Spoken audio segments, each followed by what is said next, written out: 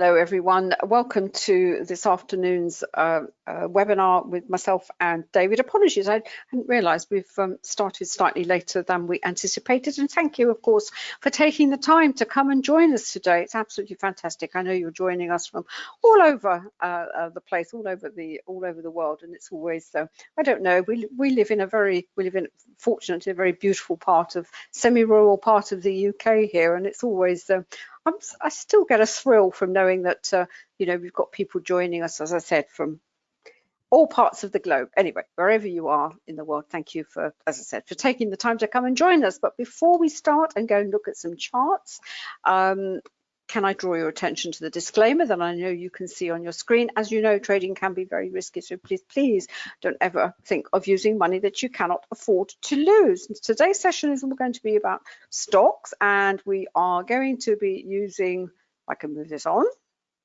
a volume price analysis. I know I've had a quick look through the list of attendees, and I recognize some of you have bought our indicators, some of you who are actually on our Forex program, but for those of you who may be coming for the first time, volume price analysis is a methodology of analyzing the charts and really to tell us where the price is likely to be going next, because that's all we want to know. Is it going to go up? Is it going to go down?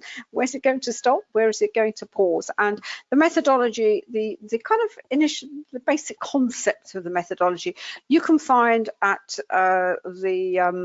Amazon in the complete guide to volume price. Actually, we've got more than those reviews. I think we've got lots more than two. But gosh, this slide must be very old, because I think now we've got over 1,000 reviews on the book, and there is a companion book to that one, which is basically examples, worked examples, primarily from stocks, some indices and some commodities. There's also a Forex version as well, because the beauty about charts and the beauty about trading, and it's really all to do with, as people, we repeat ourselves, we make the same mistakes, we are who we are. It's part of our humanity, if you like. And the thing about charts and the thing about markets is the price cycle does repeat. The same signals repeat in all the time frames. It's a sort of fractal, if you like. And once you have identified those setups, those signals, and you see them coming up again, they'll never be 100% identical, but in shape, in what you're seeing on the price action, what you're seeing with the volume, you say, I've seen that before, and you can pretty much be certain to know what is going to happen next. And what the companion book does, there's just charts showing the setups, explaining them, what to look for, particularly with those signals. And that's really going to be important today, because we're going to be looking at stocks. And one of the issues with stocks, whether you're trading or you are investing, is you want to find them at the right time. What are you looking for? What should you be looking for? And I've got a couple of things I want to share with you today. Volume price analysis as the methodology. Some of you have seen this slide before. We've got volume, we've got price. We use candles and candle patterns, very, very important, and we use support and resistance. If you did come along to the Forex a webinar this morning, I know some of you aren't interested, maybe not be interested in the Forex market, but it may be worth just hopping over to the YouTube channel and having a listen to the recording, because this methodology is applicable to whatever chart you're looking at. It's almost irrelevant what the ticker is, whether it's an index, whether it's a stock, whether it's a Forex pair. The same principles apply. Right, I'm going to stop there, and I'm actually going to have a quick look what is happening generally in the markets very, very quickly. I'm not going to go too much about what market sentiment is, other than to say we are still in an uptrend. We've had a few corrections, a few pullbacks, but the markets, when they sort of run ahead of themselves, all-time highs are taken out and they move higher and higher. They call they get into this frame of mind, which is climbing the wall of worry, and you will probably read in the media the markets are overvalued, you know, etc., etc., etc. And you have to bear in mind that Jesse Livermore used to say no market is too high to buy and no market is too low to sell. And of course, if the markets are being supported by what the Federal Reserve and the other central banks are doing, then, you know, what is likely to happen? Yes, the Nasdaq is down 120, and yes, there will be shorting opportunities if the Nasdaq is your preferred index. But, you know, really the signal for any major, and I'm talking a major crash here, is going to come from, you know, the support being taken away, and by that I mean the cheap money that's been available and flooded into risk assets. Inflation is back on the horizon, but, you know, generally speaking, you know, everybody wants to be positive. The vaccination programs are being rolled out. You know, I believe consumers are very positive. You know, everybody wants to get out and start spending money, right? Those of you who have come along to these sessions will know we've had a look at the kind of metrics that you can apply to when you want to find as I said, a stock to trade, but the same principle applies to investing. We've had a look at short interest, and of course that's all the GameStop saga and story around that. When stocks are very heavily shorted, then you do have the likelihood, the very strong likelihood, that you are going to get a massive short squeeze. Now, that short squeeze was somewhat orchestrated, if you like, deliberately, or, you know, if you like, through Wall Street bets. And, you know, there's all sorts of rumors out there that because of what has happened, maybe they're going to make access to trading from the retail perspective a little bit more difficult. You know, you always get this kind of reaction. But that was one way that you could see, you know, you could try and filter out those stocks, and, you know, you can do that through the various platforms that are out there. We looked at FinViz. There are platforms that you can also pay, that you can key in that, you know, you want the list of the most shorted stocks in the market, and you go and look at them and select them, etc. So the problem is that often when that happens, the move has already happened. So it's awfully interesting, and you know, when you think, okay, well that's happened, are you then going to fade that? Are you going to look for shorting opportunities, or is it, you know, is the short squeeze going to carry on higher? And of course, the chart will give you that information. Before we move to look at this particular stock, which is DMTK, I just want to go back and look at the metrics again. Now, the other way, another method of looking for potential candidates, if you like, not so much for what am I going to trade today, because when you start, you do have to do a fair bit of research, in as much that you have to sort of build together a watch list. Now, the criteria that you use for your watch list, well, sometimes it's a bit of trial and error, and, you know, I could talk for the next 2 hours on factors that you would have to consider when putting together your watch list. It will, you know, as I said, the factors that determine the watch list, well, first of all, is how much money do you have in your account. So if you like, it'll the price of the stock, you may be restricted to, you know, stocks within a certain value range. You know, there's all sorts of things. You can also use, are you going to use technical metrics? Are you going to use fundamental metrics? You know, we could go on and on and on. But the one I want to have, there's two things I want to do. One thing I want to draw your attention to, and that is all stocks, they're obviously in an index, but they're also in a sector.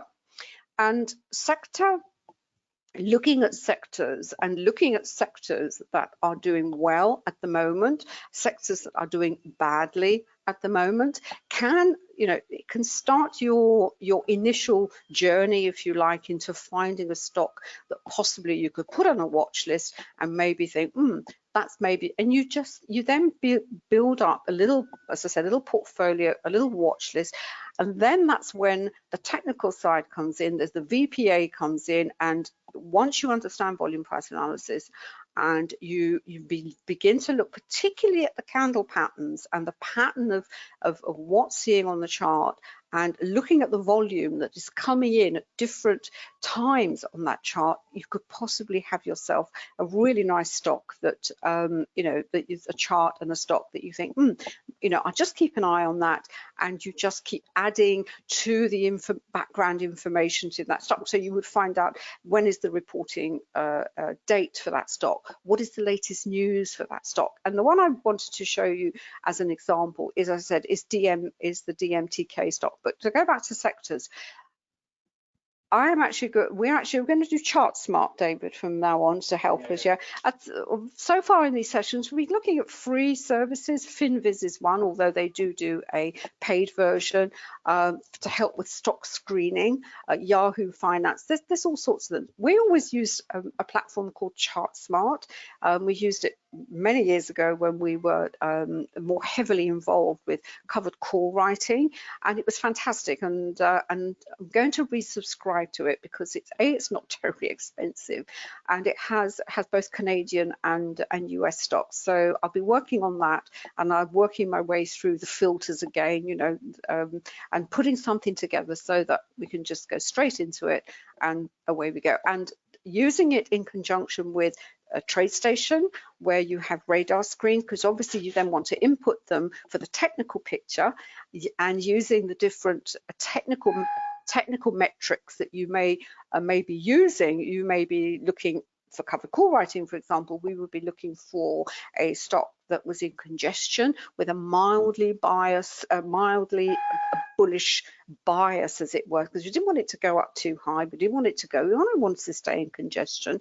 So, you know, you would want technical indicators that would highlight that for you. And we have, you know, we have developed those ourselves through quantum trading. But to go back to sectors, Finviz do this. I mean, other sites do it as well, and it's quite interesting to actually look at. These are just the basic sectors, and within them you will have subsectors as well. This is just the overall. So we have here the basic ones. You have basic materials, communication, consumer defense, energy, financial, and healthcare and industrials. And the nice thing about this is, because first of all you've got volume at the bottom of this chart. I haven't, because this is the free one, I can't get the candles up, so I've just got the line chart, but it doesn't matter, there's a moving average on here. But what's interesting with all the sectors, if you go back to last year, this is obviously the mad panic in response to the virus and lockdown. But what's interesting is to see which sectors have gained since that huge sell-off. And of course, you've got technology stocks, you know, up 48.4%. Is it any surprise? No, because the market is, you know, the Apples and the Facebooks and what have you. But by looking at the individual charts for the sectors, you can also perhaps start to see, well, you know, which of them are starting to turn down. And what's interesting with this one is it gives you the number of stocks that are in the particular sector. So utilities, you've got 106. And in a way, this is how we started. It's sometimes easier just to eyeball stocks once you understand what you're looking for in terms of VPA. Going back to the examples books I mentioned at the beginning, once you've got a visual picture in your head of the type of chart that you are looking for based on your criteria, whizzing through 106 charts, eyeballing really doesn't take an awful lot of time, because you already recognize the structure that the chart is in at the moment. And if that structure fits your criteria, brilliant, then away you can go. Now, to tie that to this chart, you think, well, why have I pulled up DMTK? DMTK is, let's find out who they are first of all. They are a biotech, and they are a company that I believe has come up with a means of, if they're a diagnosis company for skin cancer. So clearly something that is, you know, that is hugely important. You know, fantastic work they are doing. And if we look at the stock, I think when it first launched, it was something like $10. It is now trading at, let's have a look, where are we here? Could you see the David? I can never. There we go. I always have right. Well, it's reached a high of $80, and it's gone up remarkably quickly. Now, let's look at this chart in terms of a pattern. This is the daily chart, and we'll have a look at the weekly chart as well. This is what we always refer to as a saucer, David. A saucer, a flat bottom, huge long period of, in fact, for this one, not hugely long, but it's a period of consolidation. And from a VPA perspective, and Wyckoff's 3 laws, and particularly his second law, when a market, an instrument is in a very long period of consolidation, when you get the breakout, that breakout is likely to be very explosive. The interesting thing about this period of consolidation is obviously the volume is going to refer what is happening in this. You know, it's really it's moving sideways. It will still be very much a speculative stock. Yeah, it's cheap. Cheap doesn't always mean it's going to go up, but you know, there were people who would be looking at that and researching on the company and thinking, yeah, you know, if they say they do what they, you know, they come out with. They get the results that they want, or maybe it's going to be bought, who knows. It's kind of meandering along for some considerable time. What's interesting, if we go to the weekly chart, you get a better view of it. Let's have a look.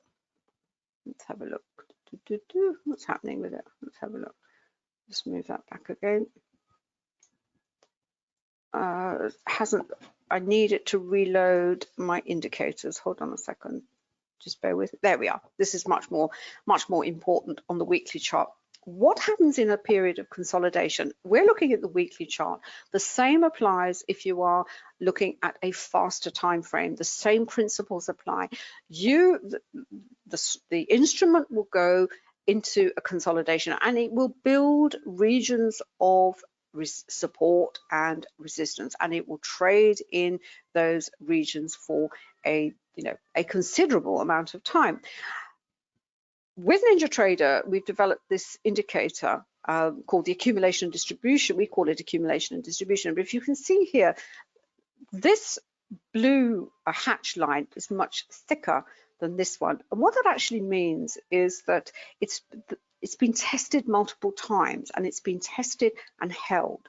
So going back to VPA, support and resistance is hugely important. So we know, as you're looking at this, as I said, this is a weekly chart, but the same happens on a 5-minute chart, on a 10-minute chart, on a 1-minute chart. The same cycle, if you like, of price occurs. So you can see that's building. We also have volume support here, way back down at $5. I think it actually launched at something like, looks like just under $20, and immediately it crashed down to $5.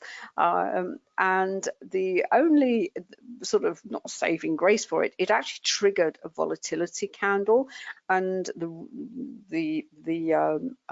what tends to happen after volatility is then the price retraces to within the spread of the candle, which it in fact did, and then it kind of settled around the $10 mark, building this long consolidation, very strong platform of support.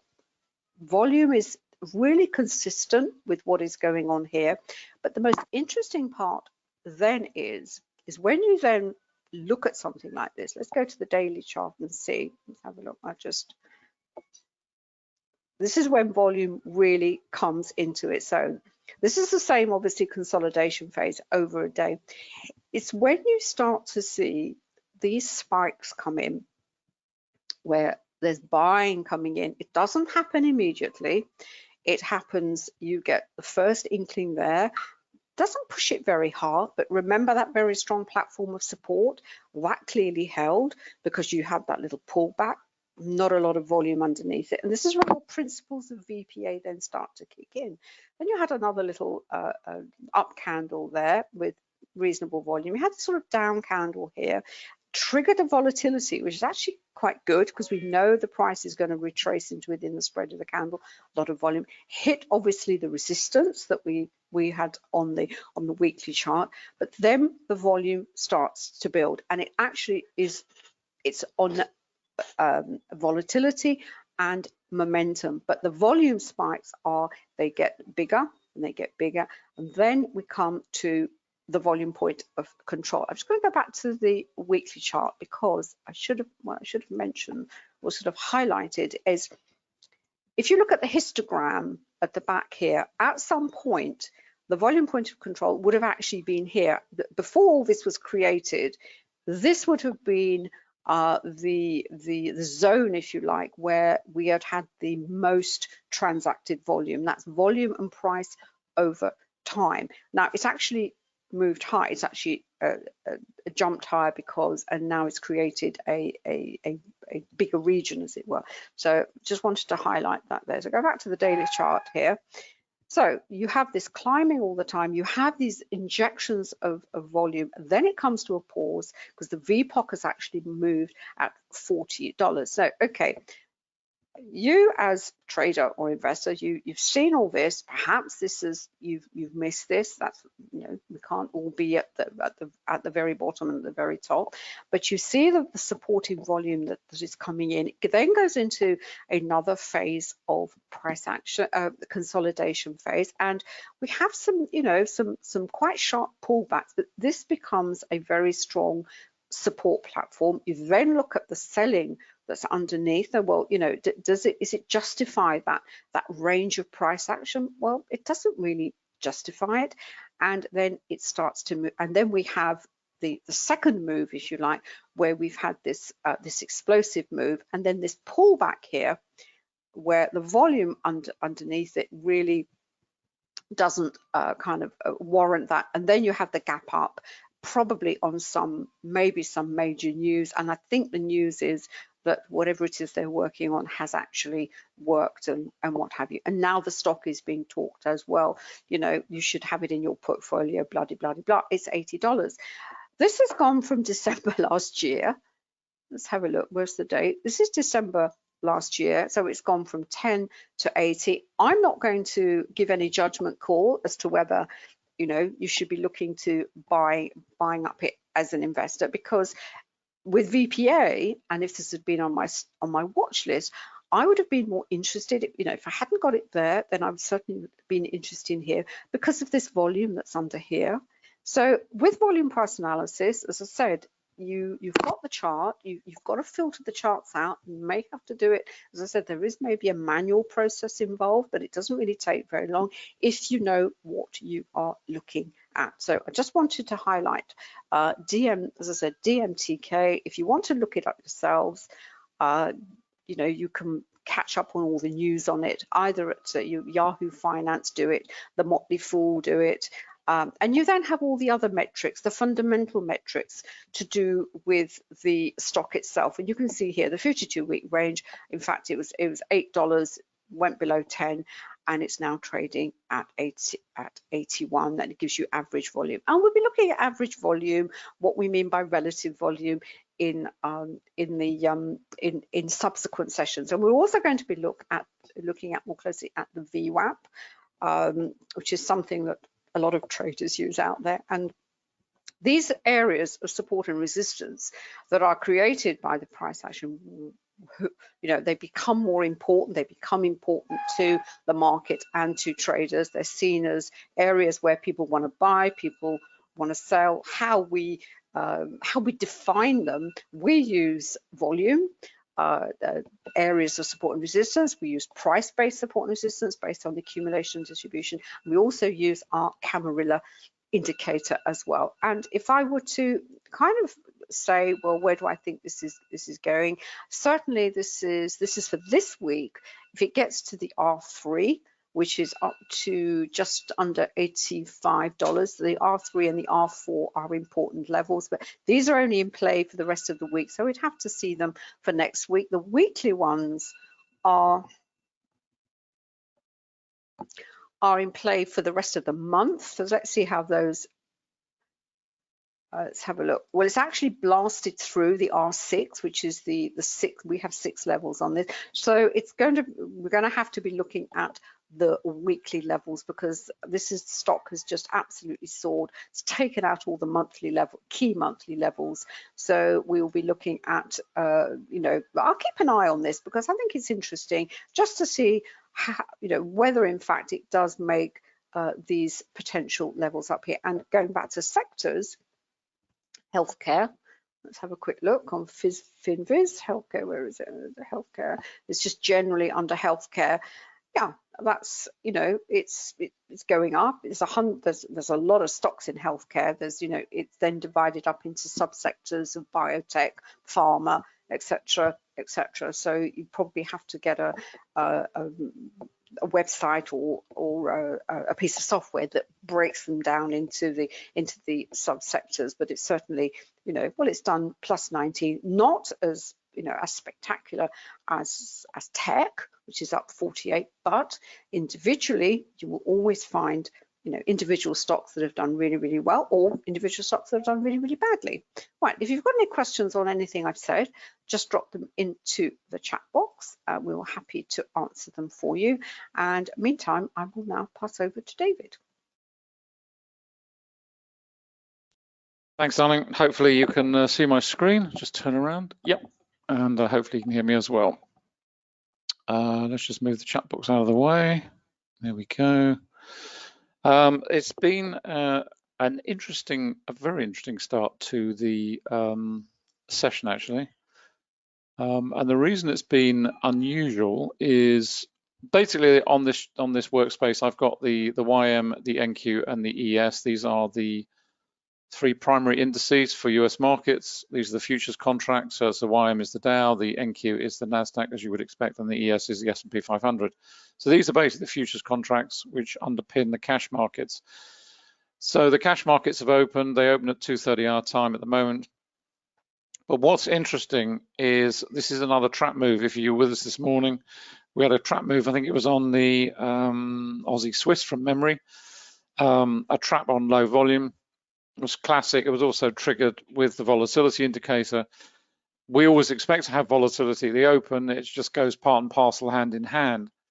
But what's interesting is the volume that came in. And to be honest, I was kind of checking the chart thinking if the market's actually opened. Because normally this surge in volume comes in at this point, not over here. So it was a red flag of warning, if you like, that something unusual had happened. There was low volume at the open, which rarely happens, if ever, but it has today. So we had this very low volume, and then we had this huge volatility spike, which came in across all 3 markets. Tons of volume coming in. We had the first one here. Then we had the volatility trigger, long-legged doji, massive volatility, which is what we expect to see. So you expect to see that here. This was an unusual event in that this was setting up for some sort of trap move, and the trap move was a downside. Everybody expecting it to go short, jumping in, getting caught now, and we've had an instant snapback reversal, which is, you know, no great surprise. And if you look at it on the daily, I mentioned it this morning, or Anna mentioned it, I can't remember now, but at the bottom here we've got the dailies, and the price action we're seeing right now, this curvature in the price. In other words, what's happening when you get these events, and it's also associated with the volume falling away, what's happening in these events is that the spreads are narrowing. So basically, if this market were going up with momentum and strength, then clearly it would be going in this sort of direction, and you'd have wider spread candles, little pullbacks, wider spread candles, etc., etc. And what you're actually seeing is a narrowing of spreads, very, very narrow price action on the day, tiny wicks top and bottom, so on and so forth. That is a sort of price action which is a precursor to, generally speaking, to weakness. It does not mean that we're going to see a full bear crash in the market and the whole thing is going to collapse like a stack of cards. What you are expecting at these sorts of times is a certain amount of weakness, possibly a correction to some extent, and then a continuation of the bullish trend. So that's what the markets are shaping up to, certainly from a daily perspective, certainly when you look at the volume here. Yesterday, probably can't see it very well on the screen and try and pull it out a bit. But basically, this was the price action yesterday. The top of the price just got to the top of the VPOC there and then came back down again on good volume.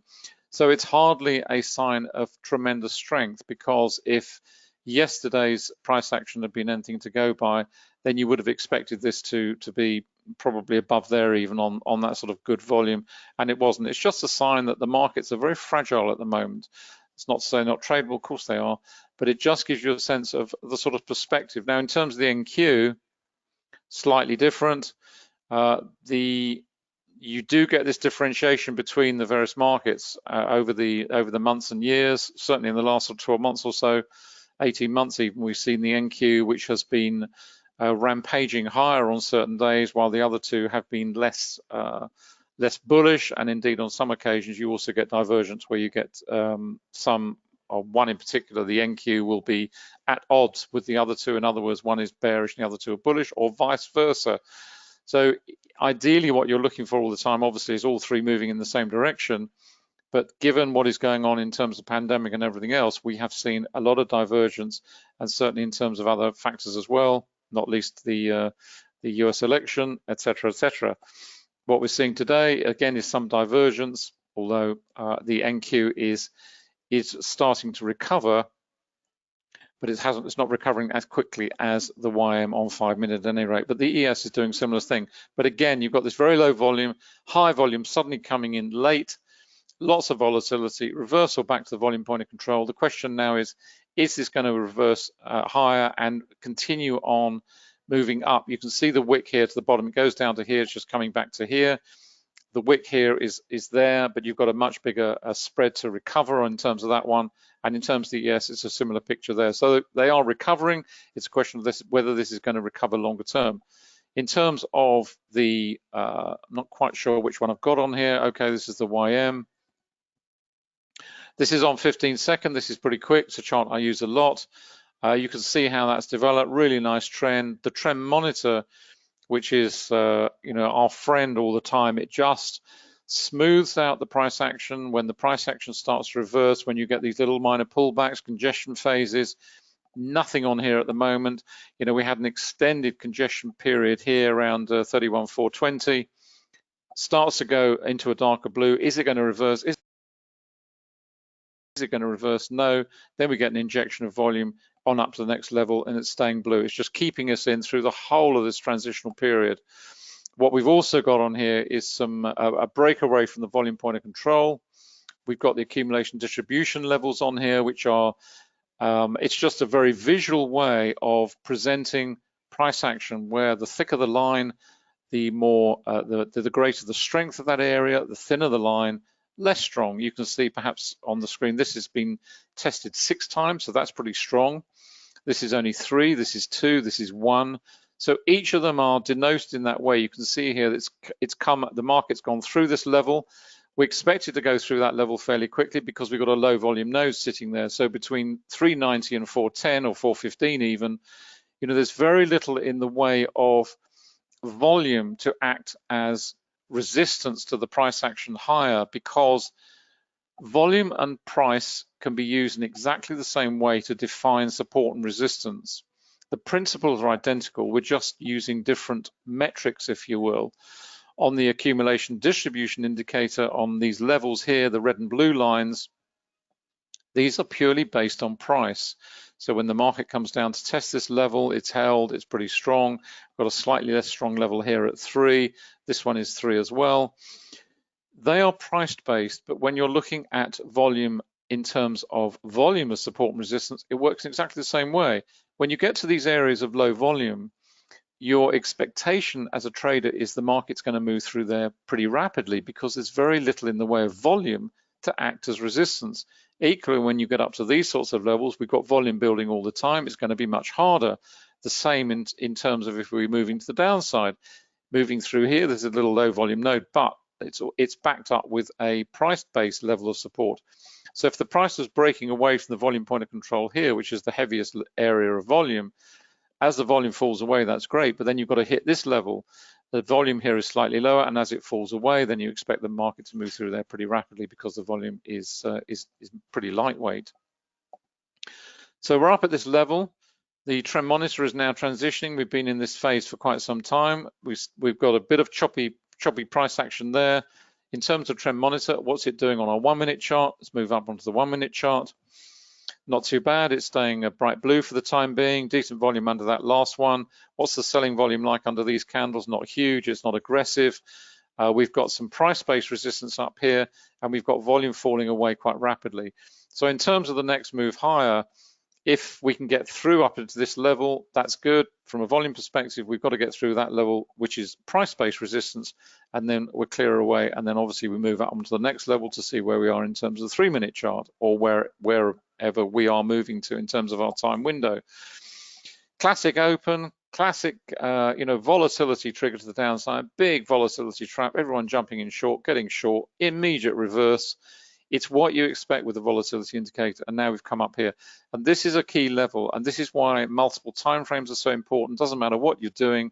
We've got through this first level. These are really strong levels on the accumulation distribution level now on the indicator. This is an extremely strong level. If the price action is going to break through, it's going to have to break through there with volume. And then once it's clear of that, then we're through into a low volume node on that particular time frame. And really, that's what it's all about. It's looking up and down the time frames. What have I got in the way? If I'm going to jump into this trade right now as a scalping trader, whether I'm on 15-second or a minute, whatever it may be, I've got this great wedge of stuff up here. If we can get through those two levels and up into clear water here, then we've got a decent take up here between 60 and 80. You've got 20 points maybe before we hit another level higher up the chart. And it doesn't matter whether you're trading index futures, doesn't matter if you're trading currencies, doesn't matter if you're trading stocks, the principles are exactly the same. Go down onto the 5 minute. What have we got? It's hit that level there, bang on. Is this weak? We've got a big wick to the upper body, decent volume under there. Starting to see some weakness coming in on that particular candle. It managed to crawl through onto the next one and gain some further momentum, but now it's hit that level. Good volume under there, so we know there's some decent selling in there. Does this look like it's going far? Not at the moment. Looks like we could be coming all the way back down to the volume point of control, but we will see as the session unfolds, certainly in terms of that time frame. Finally, up onto the 10 minute. What have we got on 10 minutes? Massive volatility spike, ton of volume under there, and then a reversal to the upside. Again, huge volatility trigger on there. What are we expecting? We're expecting the market to congest in that region at the very least, possibly to reverse. So at the moment, in terms of trading a trend, it's all going sideways. So if it's going sideways, the only way you can trade that is to jump down onto something like a 15-second or a 30-second chart, something like this, and start to trade these moves, which are perfectly tradable. This is a decent move breaking away from the volume point of control. And going back to what I was saying earlier on, would I be jumping in here? Quite possibly. Why? Because I've got a low volume node here. So my expectation is that the move between, where are we, 20 at the moment, down to here. So we've got 20 points of clear water in here. And the support, potential support down here is pretty lightweight. It's only 2, 3, and 2. So it's nothing really. So the only thing that's going to come into play is this area of volume. So in terms of potential grab of points, you're looking at maybe 10, 15 now in that sort of area. Perfectly achievable, and you'd be up and down looking at what else is going on in terms of the other charts. You back up to the 1 minute. What have I got there? That's pretty lightweight there. That's pretty insignificant. I've got a low volume node sitting in here as well. So, that's all well and dandy. And, the indicators are now transitioning through. That's obviously helping us to keep us in. We've got, the trend monitor is bright red. No change on 1, you wouldn't expect it. No change on 3, that may well transition out. Look at the strength of that line up there. It's just massive. That is what the indicator does. It presents a graphical representation of strength and weakness from a price-based perspective. You don't have to draw lines. It's done automatically. They automatically build every time they're tested. They become stronger and thicker. It's like Popeye eating his spinach, his muscles grow. It's exactly the same with the indicator. It presents these levels. You can filter them according to how many you want, whether you want to just see the stronger ones or whether you just want to see the whole lot. I've got the whole lot on here. So that's where we are in terms of indices. If it's go to the stocks, what I've got actually here, I'll just move that out of the way for a moment. Move that over there. what I've actually got here is very similar to what Anna was showing you in terms of DMTK, which is this one up here. All of these stocks down here have one thing in common. They are all stocks which have performed well, and they're up 100% year to date. The price of them varies hugely. I've got some, real pink sheets in here. $1.62, $3.16, $1.14. There's several more down here, several dollars, and then you go right the way up, got 185, all the way down, 112, 14, 15, whatever. But they all are characterized by the same sort of chart. And if I just pull this one up, just put that up full size, make it a lot easier on the eye. There we go. Sorry, just before I do that, you can see this is all the pre-market price action that was going on for this particular stock. Doesn't matter which one I choose. These are all various time frames. This is on 10 minutes. But this is the sort of pre-market price action that you get. It's the reason that a lot of intraday traders will pay attention to the pre-market price, and it's very much based on levels. It's, what levels are this phase of price action setting into place? Are they setting levels that can be breached? Are we looking at strong areas of support and resistance, etc., etc., etc.? And that's what the pre-market gives you. It doesn't really give you anything other than that. But as you can see, we've got all these levels in place. This is on a 2-minute chart for that particular stock. All works in exactly the same way. This is where we are, 2 o'clock. Now we're well into the session at just gone 3, 2 minutes past, and it's all working in exactly the same way. But if I drop back down onto this is the daily chart for this particular stock. And what it shows you is first of all, the opportunities, why this stock is where it is. It's 100%, as I say, these are 100% up on year to date. But what you're looking for all the time, if you're looking to buy stocks where they've been in consolidation for some time, and if you have the patience to look for, and this is very much from an investment perspective, what you're looking for is these consolidation phases, because ultimately at some point there will be a breakout from consolidation. And at that point, you are looking for it's all back to levels again. You're looking at anomalies, you're looking at buying opportunities. Remember, this was down at 80 cents, this particular stock, and it's now trading at 320, which may or may not be of interest. But the fact of the matter is, it's the phase of price action through here in consolidation. You've got these very strong levels which are built on the chart in terms of a support platform for the move higher. You then get a massive injection of volume here under this particular candle. We had, this was on the daily, we had a little trap move here. This is very narrow, it's only 20 cents or so. But then you get this huge follow-up day. The market's gapped down, but you've got 1.5 tons of volume coming in there. So there must be a degree of buying in there, and quite a lot of it. We then get more sideways, and then you start to see the move higher. Little volume's falling away under these three. You think it might reverse against you. Seems okay, and then you get an injection of volume under here. Volatility trigger. What are you expecting? Well, we're at the VPOC. The VPOC may or may not have been here. I don't know. I wasn't watching the chart at the time. But we're into the volatility trigger. What are we expecting? Well, either reversal or congestion. We get congestion. We come out of it. Then we get a nice up candle with good volume under it, so it looks okay.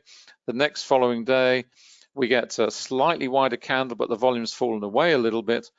So, that looks a little bit weak. It's nothing to panic about, but it's the fact that, given the price spread of that candle against the price spread of this candle, by all things being equal, we would expect the volume to be a little bit higher, but it isn't. We get some support comes in on the following day, market reacts lower, recovers, and on up we go, and on up we go, and we're now up at 318.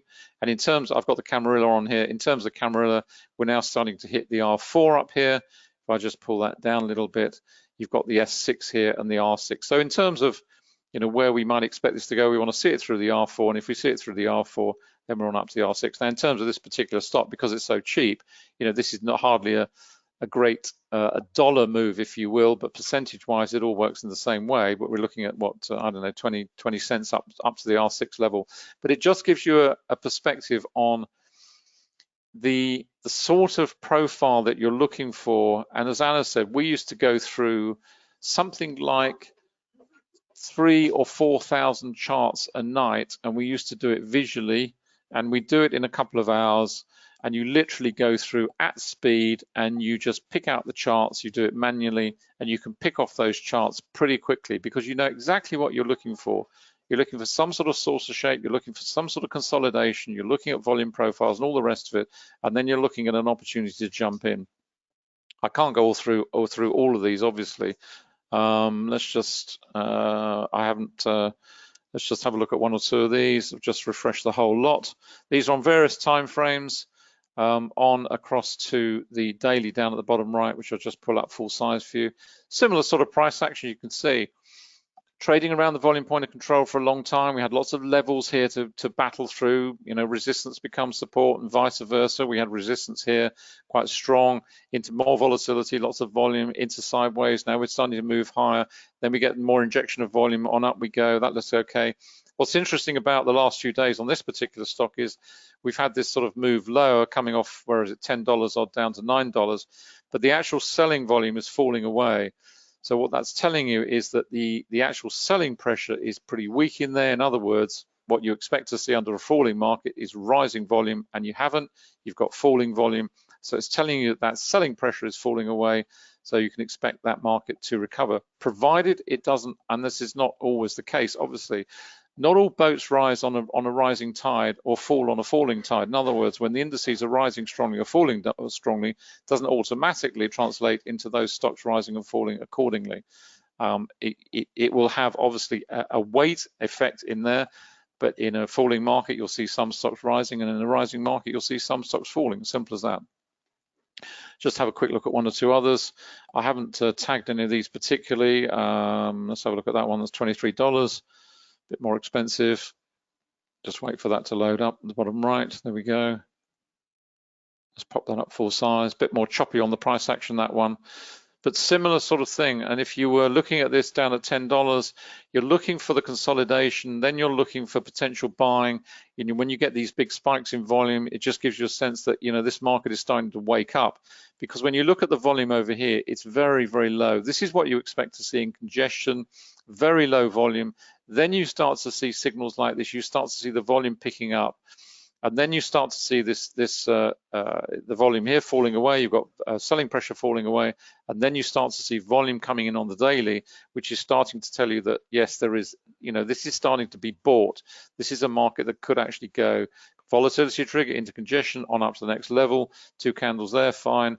Then we got another classic pullback. That's what I was saying earlier on. Here we are, three candles moving to the downside. The volume is falling away with it. What is that telling you? It's telling you loud and clear, ain't going far.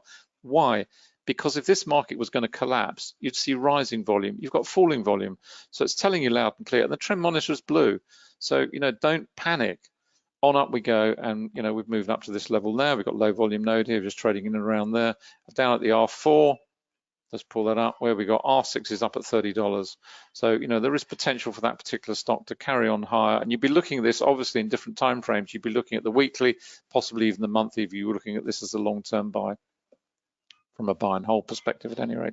From an intraday perspective, you know, it works in exactly the same way. What are we on here? This is on 10-minute chart. This is where we are at the moment.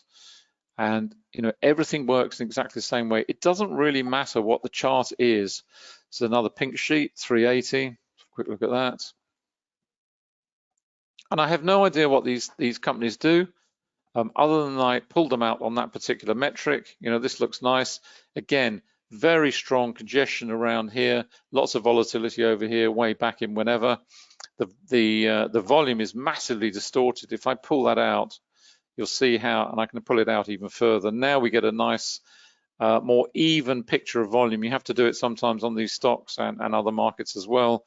But again, you know, you can see the injection of volume coming into this stock, breaking away from the volume point of control through that low volume node. Now we're up into congestion a little bit.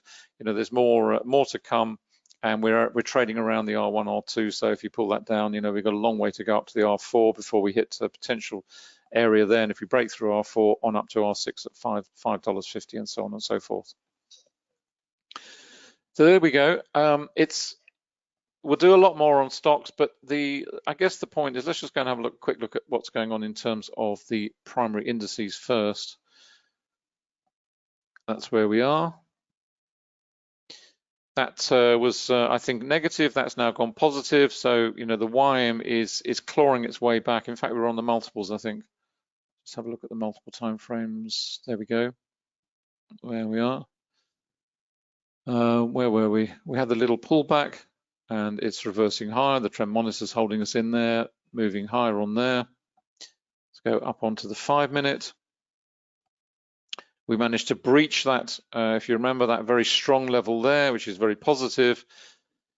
Decent volume under there, perhaps not as strong as you would like to see, but certainly it's managed to punch its way through there with good price action. And we've got some low volume areas coming up above us in the follow through down onto the 10-minute. Similar sort of picture there. Market's trying to remain bullish. You can see the strength of that level there. Very, very strong. In fact, it's hit it bang on in that last candle. So we've got to there. We're now testing that level. If the price can break through that with decent volume, then, you know, it should carry on higher on up to the next level. And let's just have a quick look at the 15. There we are on 15. Let's pull that down a little bit. Another very powerful level in here, which is being tested right now as I speak. If it can get through there, then, you know, we should have a decent rally to the upside on up to 500. The volume's falling away nicely. On up to 520, and on up we go. So there we go. That's it. I'm going to wrap up just very quickly to highlight all the bits and pieces. This is where you find all the trading indicators at quantumtrading.com for all the various platforms: MT45, NinjaTrader 7.8, TradingView, and TradeStation. TradeStation is available in both versions of TradeStation Global, which is driven by Interactive, so you can have the TradeStation platform driven by your Interactive Brokers account, or you have the TradeStation Securities, which is TradeStation version 10 and above, which is delivering, the feed is delivered through the TradeStation data feed itself. In terms of indicators, whether you buy one or a bundle, if you buy one or two, we will always give you a credit. We always have done from day one. If you want to upgrade to maybe a bigger package, or if you want to upgrade to the full package, or if you want to move, maybe you bought 2 or 3 indicators and you want to join the Forex program, we always give you a credit for whatever you buy with us, so you never lose out on your investment. As simple as that. And if you invest in the full package of indicators, whether it's the Essentials package on Ninja for day trading, whatever it is, you will get the lifetime upgrades and also all future indicators we develop. That is only available on the full package down here, not on the others. But certainly, if you invest in the full package, you will get all future indicators we develop free of charge. And while I remember that on TradingView, that also applies to TradingView particularly, as we're now developing all the Forex specific indicators there. We've got the currency array done, we've got the currency matrix done, we've got the heat map, support resistance, VPOC, and we will also be doing a Renko, and then they will all be available on TradingView. If you have the full package, then you'll get those free of charge as well. That's the education program. We now have bolted on the funded Forex program. I know we've got 1 or 2 of our students here, and you might think, well, do I need to know about equities if I'm a Forex trader? The answer is yes, indeed you do. And you also need to know about the bond markets, and you need to know about the commodity markets and everything else, because everything is interrelated. Trading is just about one thing. It's about risk on and risk off. Really, that's all it's about. It's about flows, money flows from one to the other. Simple as that. So we now have the funded Forex program, which takes you as if you trade our money and not your own. Finally, just to highlight Anna's site, there we are, and you'll find all the posts there, the analysis, all the books as well. They're all up on Amazon in both Kindle and paperback. I'm delighted to say we had an email in from the Vietnamese publisher who's just launched the other week, and the book is already at #1 in their particular market. So they are absolutely thrilled and delighted, and we are very pleased for them as well. So there we go. Thank you so much for coming along today. Hope you've enjoyed it, and we will see you again soon. Enjoy the rest of the trading day, and we will be back soon, and bye for now.